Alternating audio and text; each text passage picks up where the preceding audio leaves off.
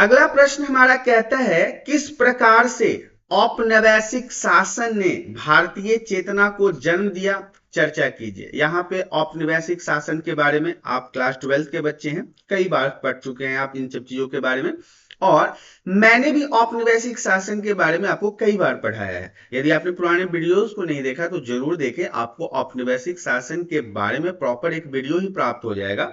तो यदि आपसे प्रश्न पूछा जाता है किस प्रकार से औपनिवेशिक शासन ने भारतीय चेतना को जन्म दिया, चर्चा कीजिए, तो आप बताएंगे औपनिवेशिक शासन ने पहली बार राजनीतिक तथा प्रशासनिक रूप से सभी भारतीयों को एक किया। ध्यान से समझिएगा, औपनिवेशिक शासन ने पहली बार, फर्स्ट टाइम, राजनीतिक और प्रशासनिक रूप से भारत के सभी लोगों को एक साथ लाया, एक विचार के अंदर लाया, एकजुट किया। औपनिवेशिक शासन ने पूंजीवादी आर्थिक परिवर्तन एवं आधुनिकीकरण की ताकतवर प्रक्रियाओं से भारत का परिचय कराया। यह औपनिवेशिक शासन के माध्यम से क्या हुआ कि हमारे भारत के लोगों को पूंजीवादी व्यवस्था के बारे में समझ में आया, जिसके कारण कई प्रकार के आर्थिक परिवर्तन भी भारत में हुए हैं।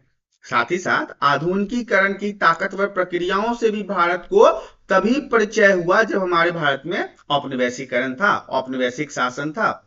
यद्यपि इस प्रकार की भारत की आर्थिक, राजनीतिक एवं प्रशासनिक एकीकरण की उपलब्धि भारी कीमत चुकाकर प्राप्त हुई।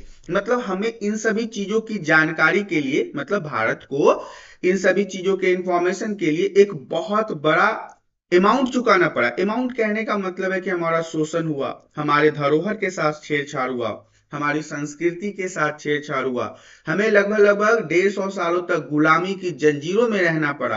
तो ये एक प्रकार का अमाउंट है जिसे हम कह सकते हैं कि हमें भारी कीमत चुकाकर इन सभी चीजों की जानकारी हासिल हुई है। साथ ही साथ औपनिवेशिक शासन के शोषण तथा प्रभुत्व ने भारतीय समाज को कई प्रकार से भयभीत किया। जैसा कि अभी मैंने आपको बताया था, औपनिवेशिक शासन में भारत के लोगों का शोषण हुआ है।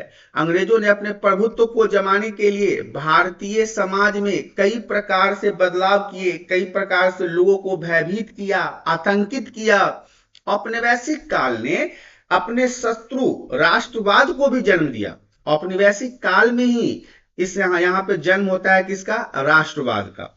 आधुनिक भारतीय राष्ट्रवाद की अवधारणा का सूत्रपात ब्रिटिश औपनिवेशिक काल में हुआ था। भारत के लोगों का एक साथ जुटना, अपने देश के प्रति प्रेम को बढ़ाना, ये सब औपनिवेशिक काल से ही शुरू हो गया था।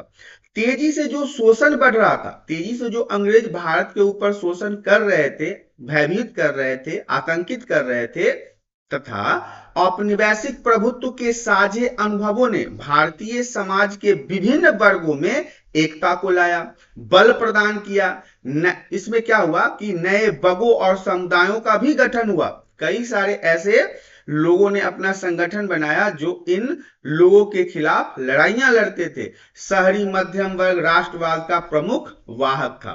तो यहां पे यदि आपसे प्रश्न पूछा जाए किस प्रकार से औपनिवेशिक शासन ने, अर्थात अंग्रेजों के शासन ने भारतीय चेतना को जन्म दिया, तो आप इन सभी पॉइंट्स को वहां पे लिखेंगे।